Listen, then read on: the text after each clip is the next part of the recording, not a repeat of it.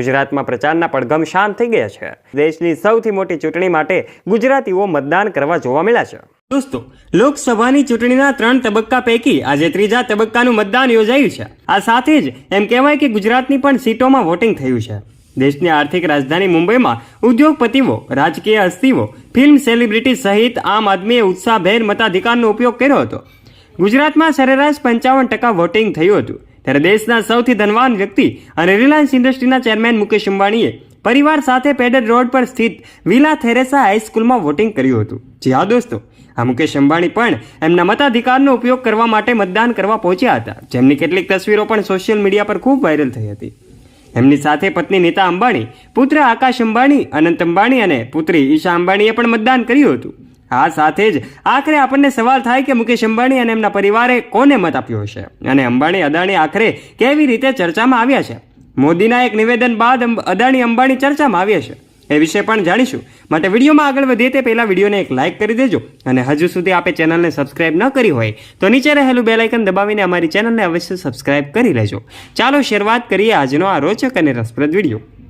વડાપ્રધાન નરેન્દ્ર મોદીએ બુધવારે અદાણી અને અંબાણી પર પાર્ટીના અચાનક મૌન પર સવાલ ઉઠાવતા કોંગ્રેસના નેતા રાહુલ ગાંધી પર આકરા પ્રહારો કર્યા હતા અને ઉદ્યોગપતિઓ પાસેથી પૈસા મેળવ્યા હોવા એ અંગે સવાલ પણ ઉઠાવ્યા હતા। એક જાહેર સભાને સંબોધતા પીએમ મોદીએ કહ્યું કે વર્ષો સુધી કોંગ્રેસના શહેજાદા 5 ઉદ્યોગપતિઓની વાત કરતા હતા અને બાદ તેમણે માત્ર અંબાણી અને અદાણીની જ વાત કરવાનું શરૂ કર્યું હતું અને હવે તેઓ એમની એ બાબતે ચૂપ થઈ ગયા છે। અને શું કોંગ્રેસ અને ઉદ્યોગપતિઓ વચ્ચે કોઈ ગુપ્ત ડીલ થઈ છે? કોંગ્રેસના રાષ્ટ્રીય મહાસચિવ પ્રિયંકા ગાંધી વાડ્રાએ બુધવારે વડાપ્રધાન નરેન્દ્ર મોદીએ તેમના ભાઈ અને ભૂતપૂર્વ કોંગ્રેસ અધ્યક્ષ રાહુલ ગાંધી પર કરેલા શાબ્દિક પ્રહારનો જવાબ આપ્યો હતો।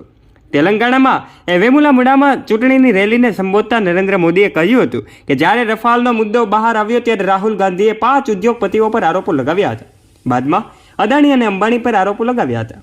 જોકે જ્યારથી જ લોકસભાની ચૂંટણીઓ જાહેર થઈ છે ત્યારથી જ કોંગ્રેસે અને તેના શહેજાદા રાહુલ ગાંધીએ અદાણી અને અંબાણીને એમ કહેવાય કે ગાળો દેવાનું બંધ કરી દીધું છે।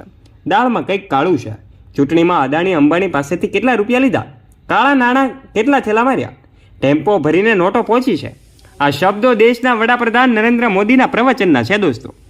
ગાંધીએ વિડીયો સંદેશમાં કહ્યું હતું કે મોદીજી, શું તમે ડરી ગયા છો? સામાન્ય રીતે તમે અદાણી અને અંબાણી વિશે બંધ બારણે વાત કરો છો, પરંતુ તમે પહેલીવાર જાહેરમાં અદાણી અને અંબાણી વિશે વાત કરી છે।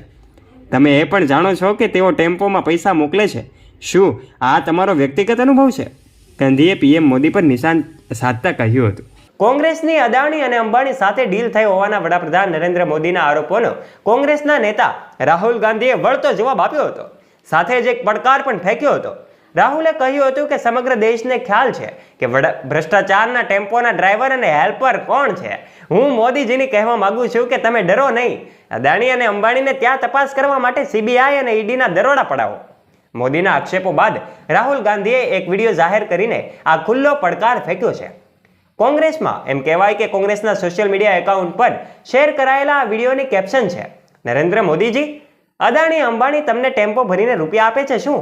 આ તમારો વ્યક્તિગત અનુભવ છે? એક કામ કરો, સીબીઆઈ, ઈડીને આ બંને ઉદ્યોગપતિઓને ત્યાં મોકલો અને તપાસ કરાવો, ડરો નહીં। જ્યારે વિડીયોમાં રાહુલ ગાંધીએ કહ્યું હતું કે નમસ્કાર મોદીજી, થોડા ડરી ગયા હોય તેમ લાગે છે। રાહુલ ગાંધીએ કહ્યું હતું કે સામાન્ય રીતે તો તમે બંધ બારણે જ અદાણી અને અંબાણી અંગે વાત કરો છો, પણ પ્રથમ વખત તમે જાહેરમાં બંને ઉદ્યોગપતિના નામનો ઉલ્લેખ કર્યો છે। તમને તો એ પણ ખ્યાલ છે કે ટેમ્પો ભરીને આ બંને રૂપિયા આપે છે। શું આ તમારો વ્યક્તિગત અનુભવ છે? આ સાથે જ રાહુલ ગાંધીએ કહ્યું હતું કે જેટલા રૂપિયા મોદીજીએ આમને આપ્યા છે તેટલા જ રૂપિયા અમે હિન્દુસ્તાનના ગરીબ લોકોને આપવા જઈ રહ્યા છીએ। જ્યારે કોંગ્રેસના નેતા પવન ખેરાએ કહ્યું હતું કે 3 એપ્રિલથી અત્યાર સુધીમાં રાહુલ ગાંધી 102 વખત ગૌતમ અદાણી અને 20 વખત મુકેશ અંબાણીનું નામ લઈ ચૂક્યા છે। ત્યારે મોદીજીના આ નિવેદન બાદ કોંગ્રેસે તેનો ભરપૂર વિરોધ કર્યો છે। તો દોસ્તો, મોદીજીના આવા નિવેદન બાદ સમગ્ર મામલો ખળભળી ઉઠ્યો છે, ત્યારે કોંગ્રેસ પણ ચર્ચામાં આવી રહી છે। શું ખરેખર મોદીજીની આ વાતો સત્ય છે કે પછી એક હાસ્ય છે? આ બાબતનો અંદાજો તમે ચોક્કસથી લગાવી શકો છો। માટે આ વિડીયો વિશે આપનું મંતવ્ય શું કહેવું છે? આપનો મત પણ કોમેન્ટ બોક્સમાં કોમેન્ટ કરીને અમને જરૂરથી જણાવજો। દોસ્તો, આ વિશે તમારી પાસે જો નોલેજ હોય તો આપ પણ આ વિશેનું મત કોમેન્ટ બોક્સમાં કોમેન્ટ કરીને જરૂરથી જણાવજો। વિડીયોને એક લાઇક કરી દેજો અને આવા જ રોચક અને રસપ્રદ વિડીયોઝ નિહાળવા માટે અત્યારે જ અમારી ચેનલને અવશ્ય સબસ્ક્રાઇબ કરી લેજો। ફરી મળીશું એક નવા વિડીયો સાથે, ત્યાં સુધી આપ સૌ દોસ્તોને જય હિન્દ, જય ભારત।